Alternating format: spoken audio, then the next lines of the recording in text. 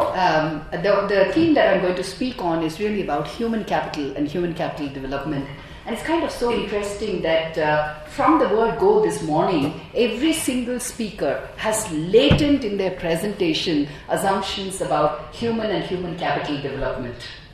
And I was just through the morning thinking of what is it that I bring into this seminar in terms of just thinking. And there's one word, one theme that has come in through this morning, and I think Naga, you just kind of gave an illustration of it so wonderfully, and that really is about, Madhudasa spoke about collective consciousness. Ramchandra Guha spoke about social action, okay? And Naga actually spoke about the power of the collective to actually be able to negotiate markets.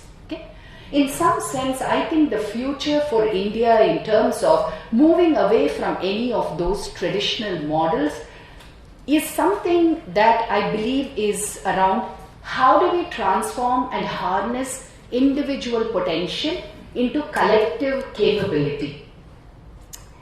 And this collective capability, and the assumption is that every single individual should be able to contribute to transform. No. We all know we know that no more than 20 to 25% of high performers anywhere can actually move the performance of the average quite substantially. So the important thing I think for transformation is really how do we move these individuals, and I must confess I'm a great believer in the power of the individuals, because I've seen transformation, whether it's my students, whether it's my peers, whether it's my colleagues, people who touch millions of lives. Yeah. So the question for me is that how then do we build collective capability? And as we actually engage, whether it's the social entrepreneur that Naga was talking about, last week we were talking to the Ashoka Foundation people who came and asked this question, what is it that distinguishes the Ashoka fellow from everyone else? Yeah. And it's interesting that the person who was speaking to us basically said, in whatever work I have done, there are only three things that matter. One, is there a purpose that is so compelling, a problem so impossible for a single individual to crack that it needs that kind of an integrated thinking? The second dimension, are there so many stakeholders who are so fragmented that their self-interest is actually killing themselves? Then does that lend an opportunity for collaboration of the different stakeholders?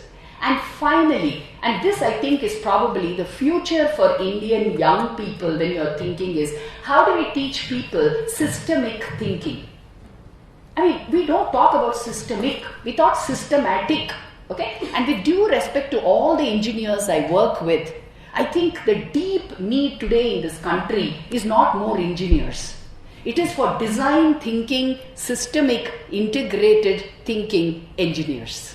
Because every single scientific problem in this country today requires ways of thinking which are not analytical, which are not predictable, which are not forecasting, which are not in the model of planning, execution, important. But that's not where we start. We actually are looking at what's the solution that is needed, what's the scenario that I can envisage, what are the alternatives that may not exist. Now that to my mind is something which is going to be integral in the human capital development process, where I believe today that we are singularly weak as a nation.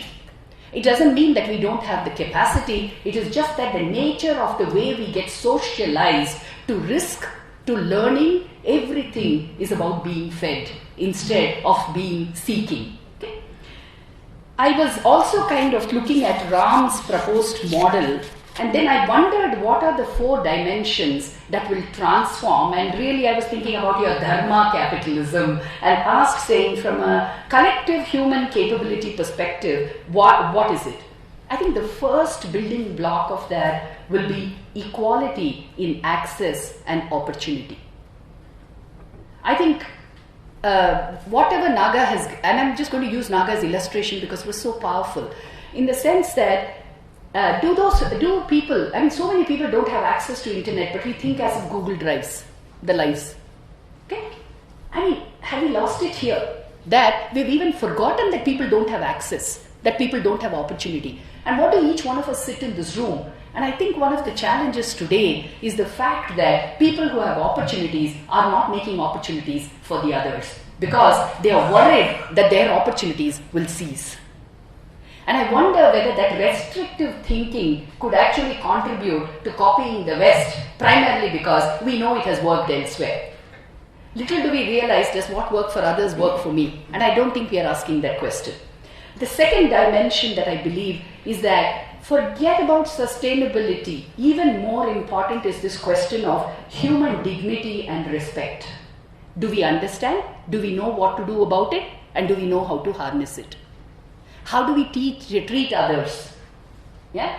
And Jose is one person who constantly will, at the end of his class, will put up this website where he says, please make donations for pension for your people who work in your home. You remember that? Yeah. So he'll keep appealing in the last section of his class. He'll put up a website which basically says pay fair pension. Yeah, we know that close to 85% of the people in this country cannot afford money for healthcare, and that they slip into poverty not because they are poor but because one person in the family fell ill. So knowing that context, how can we do things that do not promote basic dignity and respect? How do we treat the people who occupy positions which are critical for your success but may not be same status as you? And that's a great indication of the kind of society we will build. The third and the most important one is integrated thinking, which I have already spoken about. Integrated design, systemic thinking. And the last one, many of us in this room and even outside, I think we are what we call the new rich.